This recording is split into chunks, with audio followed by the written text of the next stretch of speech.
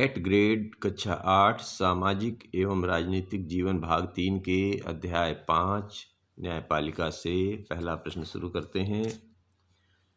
Page number है 176। न्यायपालिका किन विवादों का निपटारा करती है? तो शुरू करते हैं जी। न्यायपालिका नागरिकों, नागरिक व सरकार, दो राज्य सरकारों और केंद्र व राज्य सरकारों के बीच पैदा होने वाले विवादों को हल करने की क्रियाविधि मुहैया कराती है, अर्थात निपटारा करती है। न्यायिक समीक्षा को समझाइए। तो जी इसका जवाब ये है कि संविधान की व्याख्या का अधिकार मुख्य रूप से न्यायपालिका के पास ही होता है। इस नाते यदि न्यायपालिका को ऐसा लगता है कि संसद द्वारा पारित किया गया कोई कानून संविधान के आधारभूत ढांचे का उल्लंघन करता है, तो वह उस कानून को रद्द कर सकती है। इसे न्यायिक समीक्षा कहा जाता है। न्यायपालिका ने हाकिम शेख को किस मौलिक अधिकार के संदर्भ में मुआवजा देने का आदेश दिया?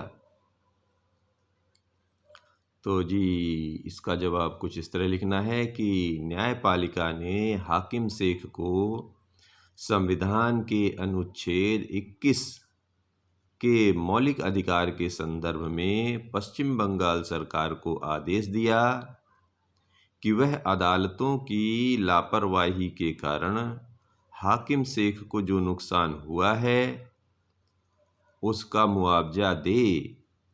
सरकार को यह भी आदेश दिया गया कि वह प्राथमिक स्वास्थ्य व्यवस्था की रूपरेखा तैयार करे और उसमें आपात स्थितियों में रोगियों के इलाज पर विशेष ध्यान दिया जाए, ये व्यवस्था की। अगला प्रश्न ये है कि भारत के सर्वोच्च न्यायालय की स्थापना कब की गई? तो जी इसका जवाब ये है कि इसकी स्थापना 26 जनवरी 1950 को की गई थी। उसी दिन हमारा देश गणतंत्र बना था। तो जी अगला प्रश्न ये है कि स्वतंत्र न्यायपालिका किसे कहते हैं? तो हमारे देश में हमारे संविधान ने ऐसी न्यायपालिका की स्थापना की है जिसमें कोई भी नेता या प्रभावशाली व्यक्ति न्यायिक प्रक्रिया को प्रभावित नहीं कर सकता है। इस कारण ऐसी न्यायपालिका को स्वतंत्र न्यायपालिका कहते हैं। अगला प्रश्न ये है कि देश की सबसे बड़ी अदालत कौन सी है? यह कहाँ स्थित है? तो देश की सबसे बड़ी अदालत सर्वोच्च न्यायालय है। यह दिल्ली में स्थित है। अगला प्रश्न यह है कि उच्च न्यायालयों की स्थापना सबसे पहले किन प्रेसिडेंसी शहरों में की गई थी?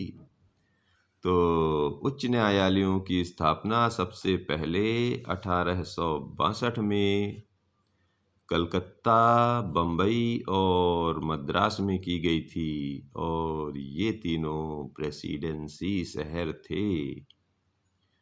अगला प्रश्न लेते हैं।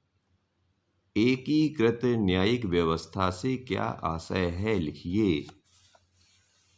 तो जी हमारे देश में विभिन्न स्तरों की अदालतें एक दूसरे से जुड़ी हुई हैं। इसका मतलब यह है कि ऊपरी अदालतों के फैसले नीचे की सारी अदालतों को मानने होते हैं। यह व्यवस्था एकीकृत न्यायिक व्यवस्था कहलाती है। अगला प्रश्न लेते हैं इसी में कि फौजदारी और दीवानी कानून के कोई दो अंतर लिखिए। तो एक तरफ लिख दीजिए जी फौजदारी कानून, एक तरफ लिख दीजिए दीवानी कानून। तो जी लिखना शुरू करते हैं फौजदारी की तरफ।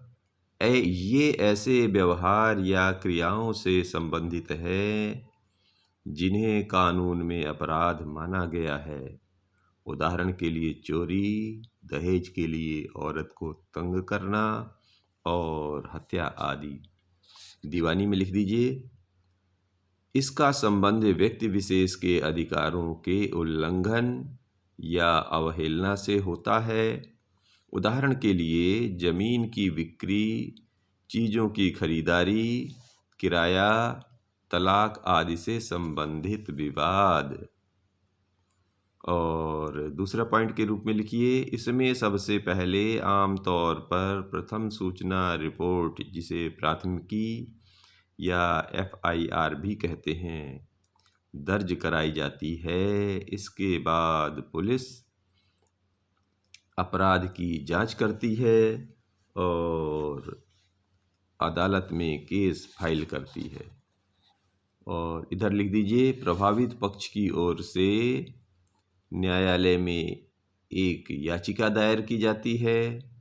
अगर मामला किराए से संबंधित है तो मकान मालिक या किराएदार मुकदमा दायर कर सकता है। जनहित याचिका दायर करने का अधिकार किसे है? इसे कहाँ दायर किया जा सकता है? तो जी, सर्वोच्च न्यायालय ने सन 1980 में एक न्यायिक व्यवस्था की स्थापना की, जिसे जनहित याचिका कहा जाता है। इसमें न्यायालय ने किसी भी व्यक्ति या संस्था को ऐसे लोगों की ओर से जनहित याचिका दायर करने का अधिकार दिया है जिनके अधिकारों का उल्लंघन हो रहा है।